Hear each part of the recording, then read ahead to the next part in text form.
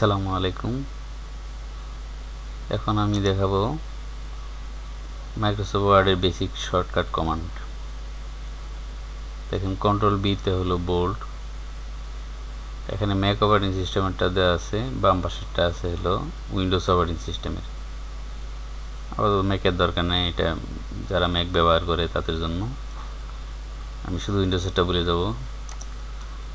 Control বিতে bold মানে লেখা মোটা হবে, কন্ট্রোল আইতে ইটালিক লেখা একটু বাঁকা হবে, কন্ট্রোল ইউতে আন্ডারলাইন নিচে দাগ হবে, ইনক্রিজ ফন্ট মানে ফন্ট সাইজ বাড়তে থাকবে, কন্ট্রোল অল্ট শিফট এবং ওই গ্রেটার দেন এই চিহ্নটা চাপলে লেখা বড় হবে, এবং কন্ট্রোল শিফট ধরে লেখা সিলেক্ট করে যদি আপনি লেস দেন চাপেন তাহলে লেখা ছোট হতে থাকবে।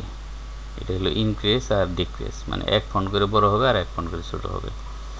এরপরে এই কপি, কন্ট্রোল সিতে কপি, কন্ট্রোল এক্সতে কাট, কন্ট্রোল ভিতে পেস্ট, কন্ট্রোল ধরে জেড চাপলে আবার undo, control Y.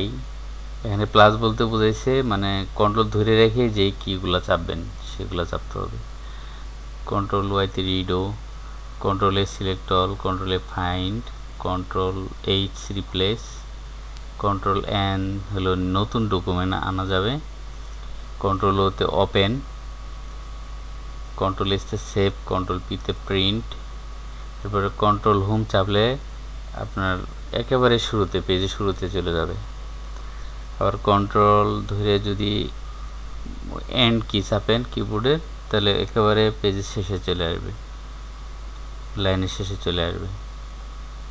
Next word মানে পরবর্তী ওয়ার্ডের জন্য কন্ট্রোল রাইট এরো, কন্ট্রোল ধরে এই এরো কি যে রাইট এরো আছে ডান দিকে তীর চিহ্ন সেটা চাপলে ডান দিকে যাবে।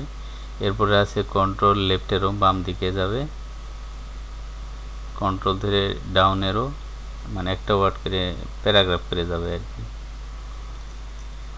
কন্ট্রোল ডাউন এরো চাপলে একটা প্যারাগ্রাফ করে যাবে, কন্ট্রোল আপ এরো চাপলে একটা প্যারাগ্রাফ আগের পেজে যাবে, আগের প্যারাগ্রাফে যাবে, প্রিভিয়াস মানে পূর্বের পেজে যাবে।